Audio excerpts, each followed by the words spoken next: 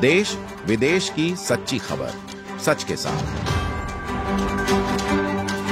आप देख रहे हैं national India news. North Bengal के मालदा जिले से राजनीति और अपराध का चौंकाने वाला मामला सामने आया है। इंग्लिश बाजार थाना क्षेत्र के काजी ग्राम पंचायत के एक भाजपा महिला सदस्य ने स्थानीय तृणमूल नेताओं पर जमीन हड़पने और धमकी देने के आरोप लगाए हैं। पीड़ित का कहना है कि पंचायत क्षेत्र की एक जमीन को लेकर विवाद है, जिसे स्थानीय टीएमसी कार्यकर्ता जबरन कब्जा कर पार्टी ऑफिस बनाना चाहते हैं। विरोध करने पर उन्हें जबरन उठा ले जाने और बलात्कार करने और उनका वीडियो सोशल मीडिया पर डालने की धमकी दी गई।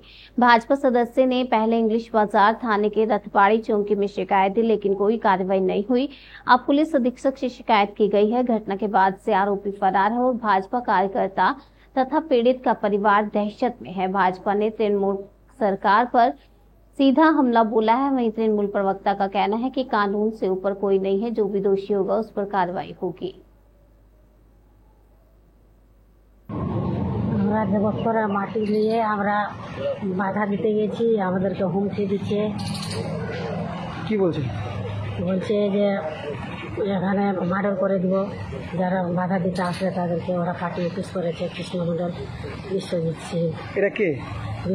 বিশ্বজিৎ সিং কৃষ্ণমণ্ডল। আমাদের এরা কি করে? কে এরা? পার্টি অফিস করছে ওরা ওখানে। কে এরা? তৃণমূলের। কি করেছে এরা?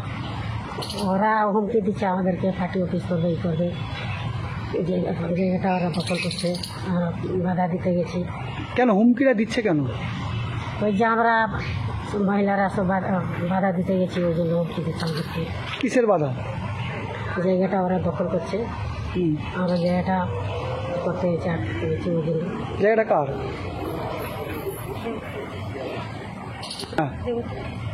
দেবতার বাটি আছে ওটা। আপনার নাম? মীনা মন্ডল। ঘটনা ঘটেছে, ঘটনাটা হলো শ্রী শ্রী লক্ষ্মীনারায়ণ জিউ দেবত্বের সম্পত্তির উপরে তৃণমূলের পার্টি অফিস করা হয়েছে। এই পার্টি অফিস জোর করে ওরা পার্টি অফিসটা করেছে। ওখানে পার্টি অফিসের ভিতরে অসামাজিক কাজ হয়, গাঁজা খাওয়া থেকে বিক্রি করা থেকে শুরু করে সমস্ত ধরনের কাজটা হয়, জুয়া খেলা থেকে শুরু করে সমস্ত কাজ হয়। এবার বর্তমানে কিছুদিন আগে আমরা একটা প্রতিবাদ জানানোর পরেই বিশাল পরিমাণে ধমকি আসতে শুরু করে, মার্ডার করে দেওয়া, যে কোনো সময় গুলি চালিয়ে দিতে পারে, এই ধরনের একটা ধমকি আসতে শুরু করে। গ্রামের মহিলাদেরকেও মানে বিশাল ধমকি দেয়, ওখানে তুলে নিয়ে গিয়ে পুকুরের জলে স্নান করিয়ে ধর্ষণ করার কথা বলে। সেই জন্য আমরা এসপি অফিসে দ্বারস্থ হয়েছিলাম। কিন্তু বর্তমানে পরিস্থিতি খুব আমাদের ভয়াবহ পরিস্থিতি। থানা তো সাপোর্ট করছে না, উল্টো থ্রেটিংয়ের একটা মুখে আছি।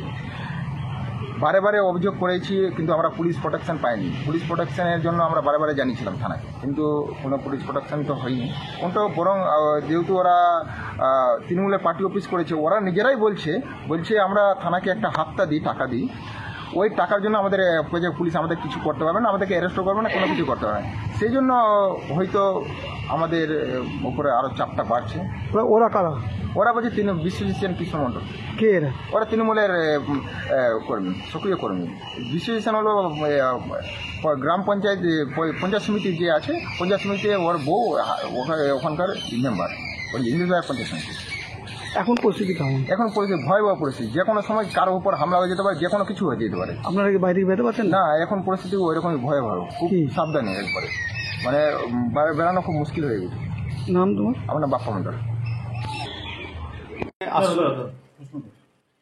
আপনাদের এক সদস্যকে এবং ধর্ষণের হুমকি দিয়েছে এক তৃণমূল সদস্য বলে অভিযোগ, কি বলবেন?